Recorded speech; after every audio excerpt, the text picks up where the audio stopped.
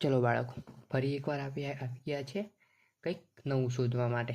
આજે પણ રેડી છો ને તમે? આજે પણ રેડી હશો. ફરી એકવાર આપણે જેમની રકમ શોધવાની છે. જેમ, આ બંને ટપકાને જેમ કહેવાય. જેમ સામેની રકમ શોધો. બરાબર. ટાઇટલ કંઈક અલગ પ્રકારનું હોય, પણ આપણે આ રીતનું આપી દીધું છે. બરાબર.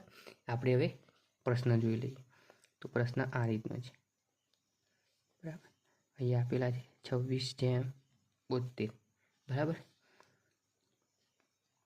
આ શું કહે ખબર નથી, પણ 46 ખાલી જગ્યા. આ રકમ આપણે શોધવાની છે. અહીંયા રકમ આપેલી છે જવાબમાં આ રીતની. તમે જોઈ શકો છો A, B, C અને D.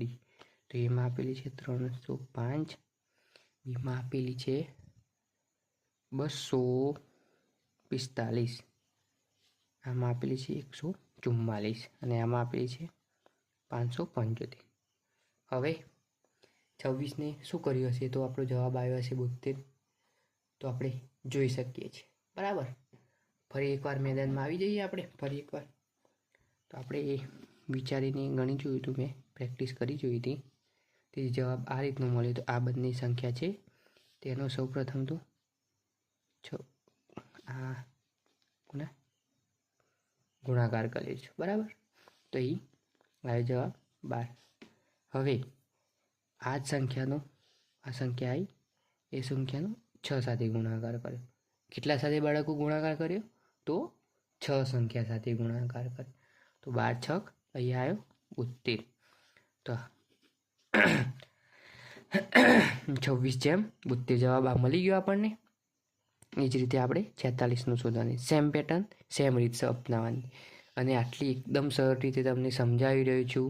તમને આવડી જવું જોઈએ 100%. બરાબર. તમે ધ્યાનથી જોજો. ફરી એકવાર અહીંયા નીચે ગણીએ છીએ એ જ રકમ અહીંયા લીધી. બરાબર. તો અહીંયા આપેલું છે આપસમાં બંનેનું શું કર્યું? ગુણાકાર. તો આપસમાં બંનેનો ગુણાકાર કરશું આપણે.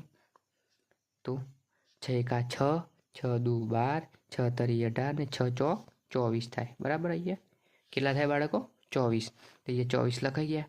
પણ હવે આ 24ને હવે ફરી એક આપણે 6 સાથે ગુણાકાર કરશું. તો 24ને 6 સાથે ગુણાકાર કરવાથી કેટલું મળશે? તો આપણે સીધી પેટર્નમાં આપણે સમજી લઈએ તો 6 અને 4 સાથે ગુણાકાર કરવાથી પાછળની જે સંખ્યા મળે તે મોસ્ટ ઓફલી જવાબ હોય છે.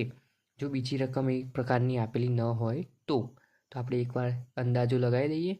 તો 6 × 6, 6 × 2 = 12, 6 × 3 = 18, 6 × 4 = 24. તો પાછળનો અંક હશે 4. બરાબર. તો આમાં નથી, આમાં નથી, આમાં નથી. તો જવાબ હશે 144. તો કરી જોઈએ 24 × 6. 24 × 6 144 જવાબ. આ જવાબ આપણો સાચો છે. બરાબર. એકદમ ઇઝી રીત કેલ્ક્યુલેટરનો ઉપયોગ ન કરવાનો હોય તો તમે આ રીતે અંદાજો લગાવી શકો છો. પણ જો 4 બે સંખ્યામાં આપેલા હોય તો તમારે દાખલો ગુણાકાર કમ્પ્લીટ કરવો જરૂરી છે.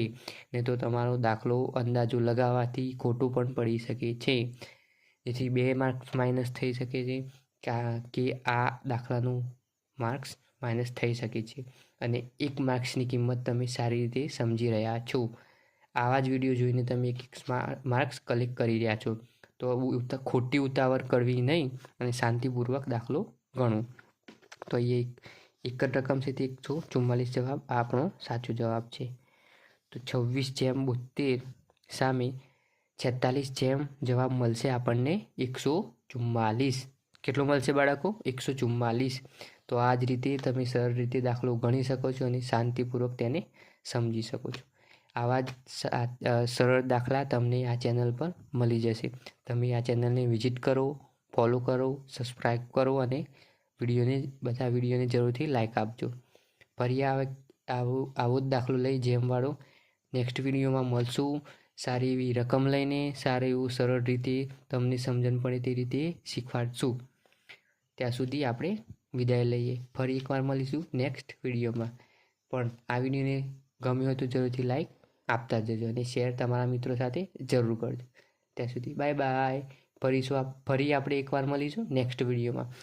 આટલી સરળ રીત તમને આવડતી હોય તો તમે મારી ચેનલને સબસ્ક્રાઈબ કરજો અને જરૂરથી શેર કરજો. મળશું નેક્સ્ટ ટાઈમ. ટાટા.